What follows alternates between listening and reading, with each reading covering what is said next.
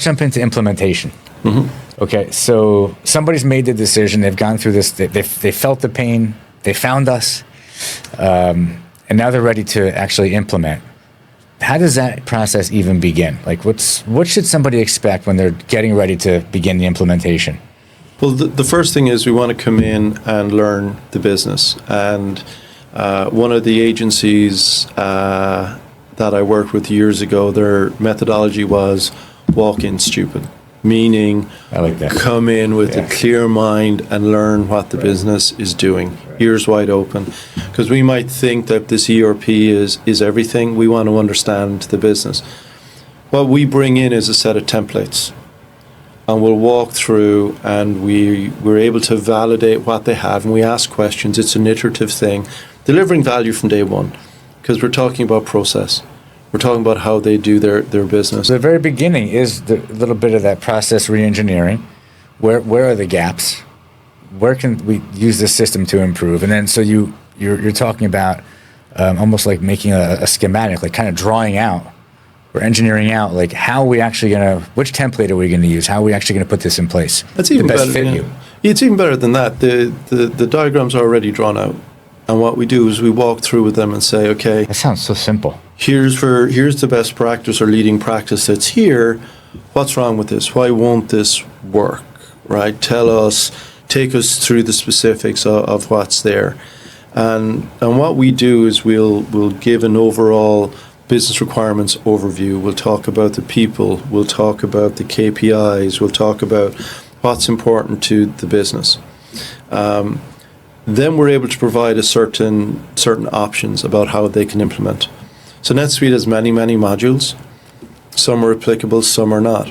It has bundles, which are modules developed by NetSuite. For example, cash forecasting, Cash 360, which we normally add in almost from the get-go because it gives you day-to-day visibility. And Yeah, I mean, you need that. You need it.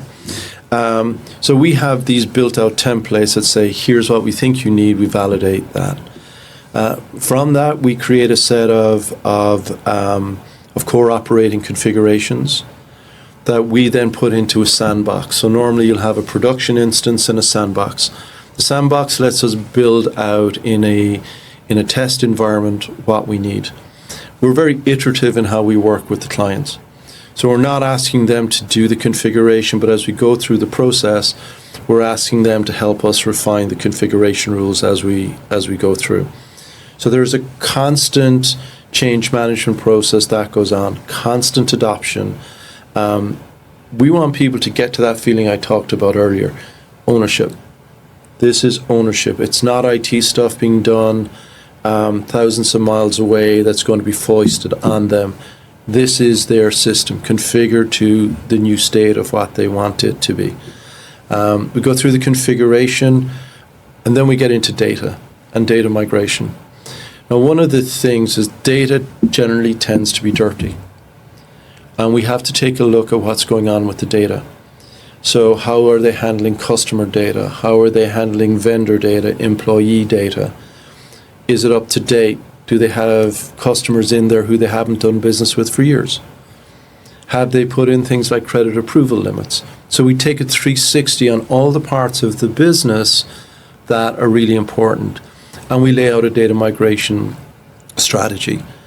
And that's actually a really good opportunity, and we encourage our clients to use this as a way to engage positively with their customers. We're upgrading our capabilities. We're working harder for you. Here's how we're going to deal with your data. Here's how we're going to upgrade your invoicing and your process. Are there better, faster ways to get paid or to pay? So as we do that, we ask our clients to look at how they embrace the customer experience, how they work with their vendors. And then we slowly introduce data quality controls into play so that as people get trained, they understand the quality of data. We also deal with data privacy issues. So we'll have employee data in the system. The system is role-based, so everybody can only see what they need to see. So it's eyes only kind of thing. But NetSuite has a very powerful HR module. And that's a way that we can store all the employee data linked back into what's there. in terms of data privacy.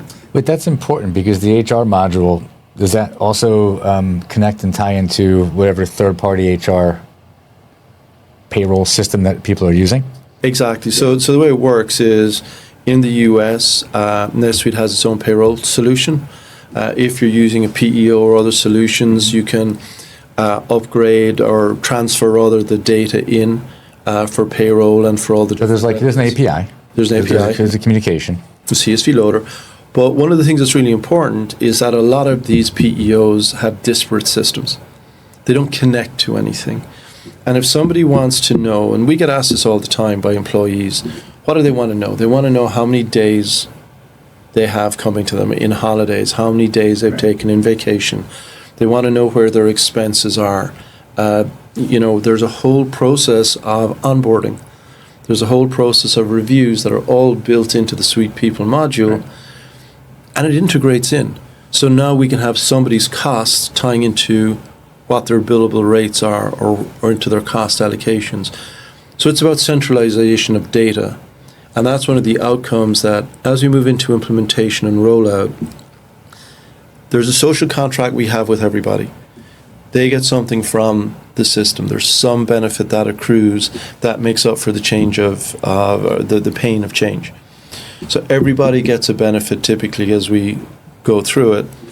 No one's happy all the time, but at least there's a benefit that accrues. Hey, thank you so much for enjoying this video. I have a quick message about NetSuite. Every firm that's come to us for guidance has totally transformed their business with NetSuite. So if you're in professional services, maybe you're in healthcare, manufacturing, could be that you're in warehousing, maybe you have an accounting firm or a law firm, could be you're in private equity, doing M&A, maybe you have a business that has multiple locations, or really it could be a wide variety of other industries. NetSuite solves so many of the business problems that you're facing.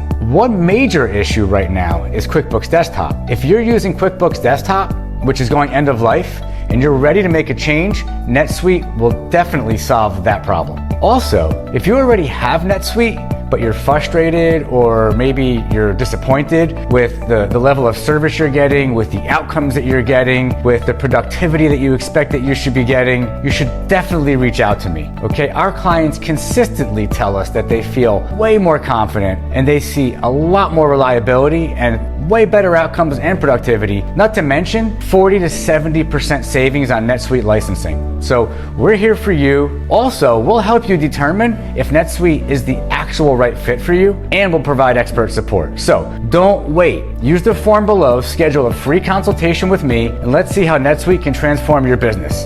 Now back to the video. Hope you enjoy. Thank you.